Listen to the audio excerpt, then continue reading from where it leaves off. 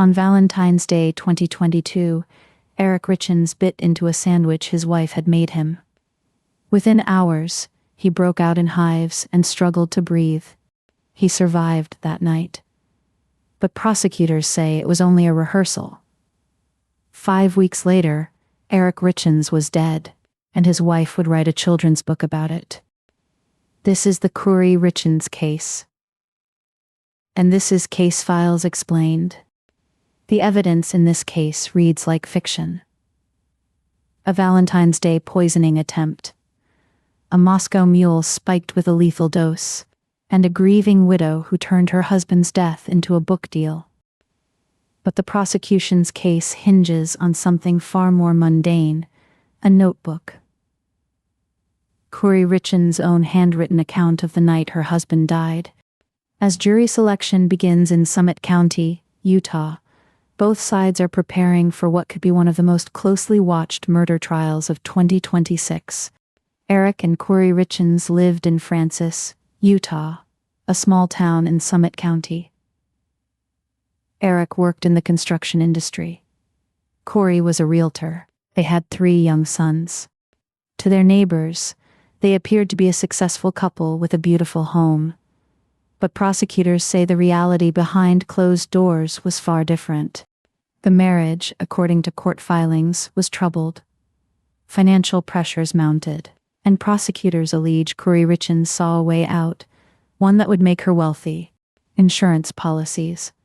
Multiple life insurance policies that would pay out if Eric Richins died.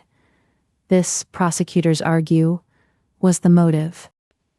The first alleged attempt came on Valentine's Day 2022. According to prosecutors, Kouri prepared Eric's favorite sandwich and laced it with fentanyl. Eric reportedly ate the sandwich. Shortly after, he broke out in hives, struggled to breathe, and had to use his son's EpiPen to survive the reaction. He then slept for hours. The symptoms prosecutors describe are consistent with opioid exposure. But at the time, no one suspected poison. Eric recovered. 5 weeks later, in March 2022, the prosecution alleges Kouri tried again. This time, she allegedly spiked Eric's Moscow Mule cocktail with a massive dose of fentanyl. According to ABC News, the fentanyl level found in Eric Richins' blood was approximately 5 times the lethal dosage. There was no chance of survival. Eric Richins died that night. He was 39 years old. He left behind 3 young sons who would never see their father again. In the months that followed, Kouri Richins did something that would later become a centerpiece of the prosecution's case against her. She wrote a children's book. The book was about grief, about helping children understand and cope with the death of a loved one. The book was self-published. Kouri promoted it publicly, presenting herself as a grieving widow sharing her family's tragedy to help others. Prosecutors argue this was not genuine mourning. They contend the book demonstrates calculation, a deliberate effort to craft a public narrative of victimhood while hiding the truth. But the investigation was already underway, and detectives were asking questions that would eventually lead to Kouri Richins' arrest. In May 2023, Kouri Richins was arrested and charged with aggravated murder.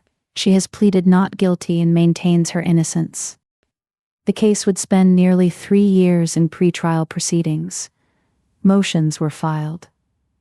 Evidence was contested, and the defense began building its strategy. One of the most significant pieces of evidence is a notebook. Kouri Richins' own handwritten account of the night her husband died.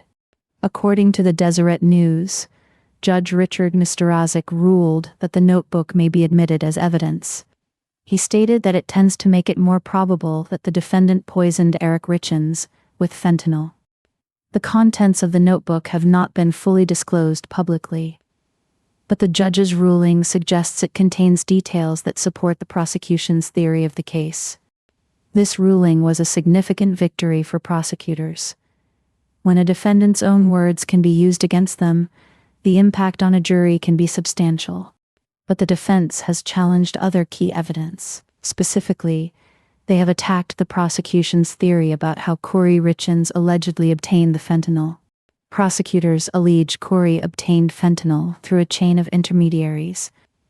The alleged chain runs from a drug dealer to a housekeeper to Kouri herself. The alleged dealer is named Robert Crozier.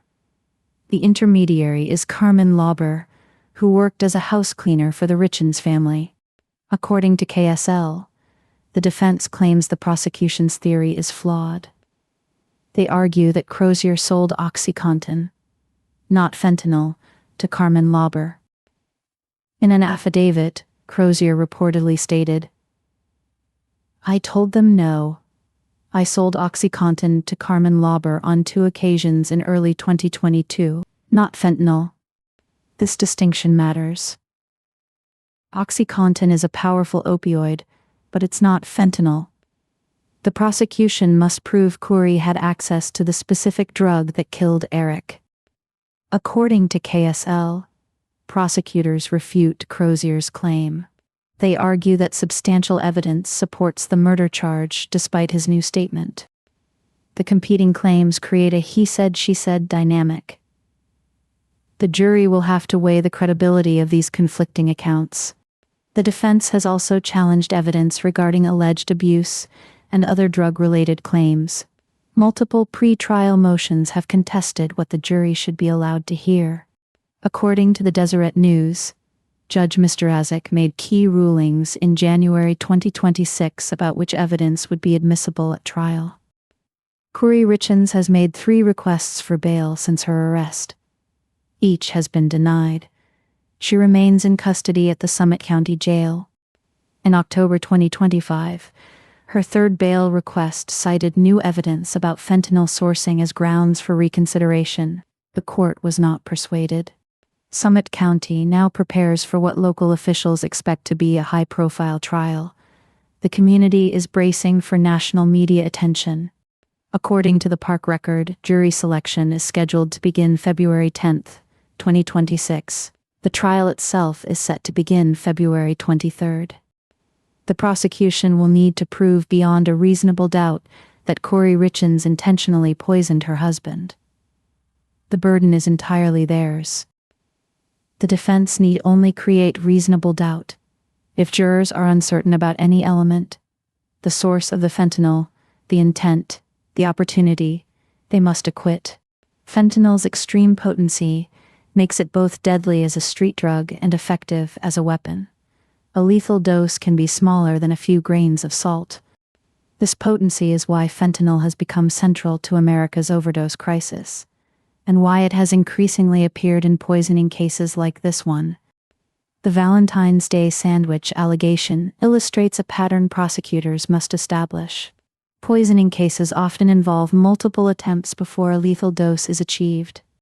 If prosecutors can prove both the February incident and the March death were intentional poisoning attempts, the pattern strengthens their case considerably. For those following this case, it's important to remember that Kouri Richins is presumed innocent until proven guilty. A trial determines facts, not headlines. The coming trial will test the prosecution's theory at every point. Each piece of evidence will be challenged.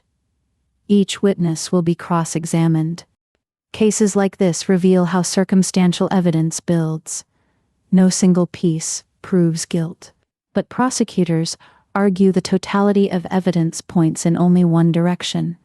The contested fentanyl sourcing shows how defense strategies in drug-related homicides work.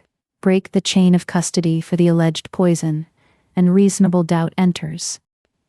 The notebook evidence demonstrates another critical lesson. A defendant's own writings can become the most powerful evidence against them. Judge Mrazik's ruling on the notebook was not guaranteed. Defendants have Fifth Amendment protections against self-incrimination, but private writings are often admissible. This case has captured public attention for reasons beyond the alleged crime. The children's book adds a layer of perceived audacity that fascinates and repels. Did a woman really write a book about grieving her husband, a husband prosecutors say she murdered? That question will echo through the courtroom. The defense has maintained that Kouri Richins did not poison her husband. They have challenged the evidence and questioned the investigation's conclusions. Eric Richins' family has waited nearly 4 years for this trial. For them, the proceedings represent something beyond legal procedure. They seek justice for Eric. 3 young boys lost their father. Whatever verdict the jury reaches, that loss is permanent. Eric Richins is gone. The fentanyl crisis continues to claim lives across America. In some cases, it's accidental overdose. In others, prosecutors allege it's weaponized murder. This case illustrates the importance of thorough investigation. When initial causes of death seem clear, digging deeper can reveal a different story entirely. As the trial approaches, media coverage will intensify. Viewers should distinguish between allegations presented in court and speculation from outside commentators. The prosecution believes they have built a strong case. The Valentine's Day incident shows pattern. The toxicology shows dosage. The notebook shows her own words. The defense believes they can create doubt. The fentanyl source is contested. The dealer's statement contradicts the theory. Reasonable doubt is their threshold. 12 jurors will decide. They will hear weeks of testimony, examine evidence, and deliberate behind closed doors. Then they will deliver a verdict. If convicted of aggravated murder, Kouri Richins faces the possibility of life in prison without parole. The stakes could not be higher. If acquitted, she walks free. The children's book author, who prosecutors say murdered her husband, would return to her 3 sons. The system would have spoken. The Valentine's Day sandwich. The Moscow Mule. The children's book. The notebook. All of it comes down to a courtroom in Summit County, Utah. Jury selection begins February 10th. The trial starts February 23rd. And Eric Richins' family will finally have their day in court. We will continue to follow this case as it develops. Until then, this has been Case Files Explained.